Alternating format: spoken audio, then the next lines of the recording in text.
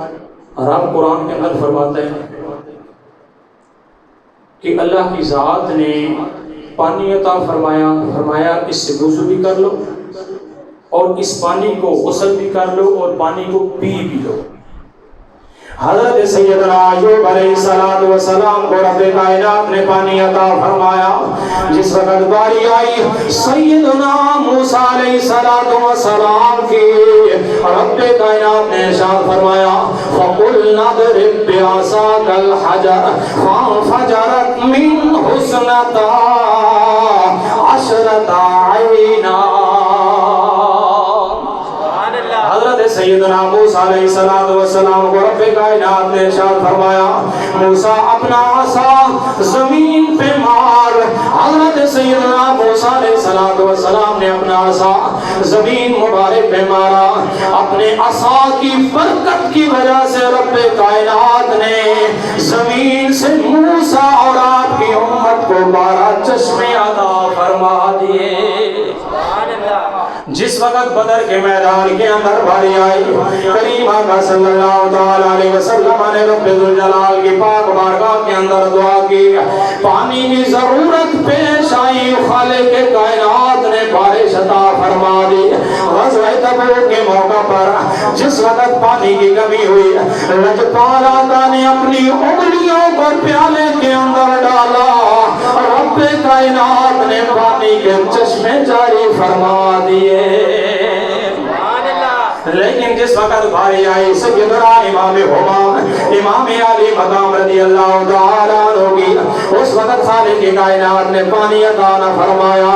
آئیے رب کائنات کی پاک بارگاہ کے اندر دستے سوال کرتے ہیں، اے مالک کائنات، ایوب کی قوم نے، ایوب نے پانی مانگا، آپ نے ان کو پانی عطا فرما دیا۔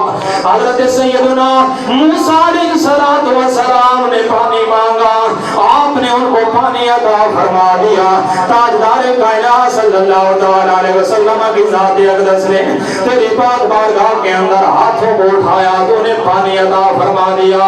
یا اللہ، اس آل رسول کو تو نے پانی کیوں نہیں عطا کیا؟ رب کائنات ارشاد فرماتا ہے لوگوں، ایوب نے پانی مانگا، میں خالق کائنات نے عطا فرمایا۔ موسیٰ نے پانی مانگا، میں رب ذوالجلال نے عطا فرمایا۔ میرے حبیب نے مجھ سے پانی مانگا، میں رب کائنات نے عطا فرمایا۔ لیکن لوگوں، آل رسول امام ہمام امام حسین رضی اللہ تعالیٰ عنہ نے مجھ سے پانی مانگا ہی نہیں تھا۔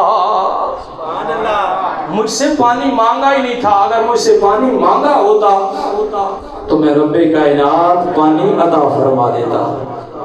حسین تو ہر حال کے اندر علی اصغر کو بھی میری پاک بارگاہ کے اندر قربان کر کے خوش ہے، میری رضا کے اندر خوش ہے۔ علی اکبر کا لاشا اپنے ہاتھوں پہ اٹھا کے پھر بھی میری پاک بارگاہ کے اندر شکر ادا کرتا ہے۔ دوستان گرامی کا در رب کائنات نے فرمایا اگر حسین نے پانی مانگا ہوتا تو میں حسین کو پانی عطا فرما دیتا، لیکن آل رسول میرے مصطفیٰ کے نواسے نے پانی نہیں مانگا، بلکہ اپنا سارے کا سارا کنبہ میری پاک بارگاہ کے اندر قربان کر کے میری پاک بارگاہ کے اندر التجا کرتا ہے مالک کائنات، میں نے اصغر کو بھی تیری پاک بارگاہ کے اندر قربان کر دیا، تو راضی ہو جا۔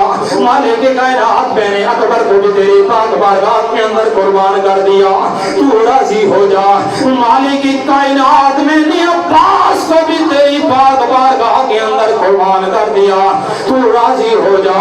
یا اللہ، میں نے اولو محمد کو بھی تیری پاک بارگاہ کے اندر قربان کر دیا، مالک تو راضی ہو جا۔ زمین و آسمان میں حسین سا کوئی نہیں۔ سارے ذرا مل کے پڑھ لیں جو یہ سمجھتے ہیں کہ حسین۔ اچھا، اس سے پہلے ایک بات اور سن لیں، دنیا کے اندر نا آقا دو جہاں صلی اللہ تعالیٰ علیہ وسلم کی ذات اقدس کو ظاہری دنیا سے رخصت ہوئیے جتنا وقت گزر گیا ہے 1450 سال گزر گئے، اس کے بعد ایسے بھی لوگ آئے ہیں جنہوں نے کبھی نبی ہونے کا دعویٰ کر دیا ہے، کبھی ولی ہونے کا بھی دعویٰ کر دیا لوگوں نے۔ آپ بھی ماشاءاللہ پڑھے لکھے لوگ ہیں، سنتے رہتے ہیں، اور آج تو ویسے بھی سوشل میڈیا کا دور ہے بھائی، کبھی جناب کسی نے نبی ہونے کا بھی دعویٰ کر دیا ہے، کسی نے ولی ہونے کا بھی دعویٰ کر دیا ہے، لیکن یہ یاد رکھیے آج تک کسی نے حسین ہونے کا دعویٰ نہیں کیا ہے۔ بولو یار سبحان اللہ۔ آج تک کسی نے حسین ہونے کا دعویٰ نہیں کیا، کیوں؟ اس لیے میں نے کہا کہ حسین بننا اتنا آسان نہیں ہے۔ حسین بننے کے لیے کبھی علی اصغر کو پیش کرنا پڑتا ہے، کبھی علی اکبر کو پیش کرنا پڑتا ہے، کبھی اونو محمد کو پیش کرنا پڑتا ہے، اور کبھی خود اپنا سر کٹوا کے نیزے کی نوک پہ چڑھانا پڑتا ہے، پھر جا کے حسین بنتا ہے۔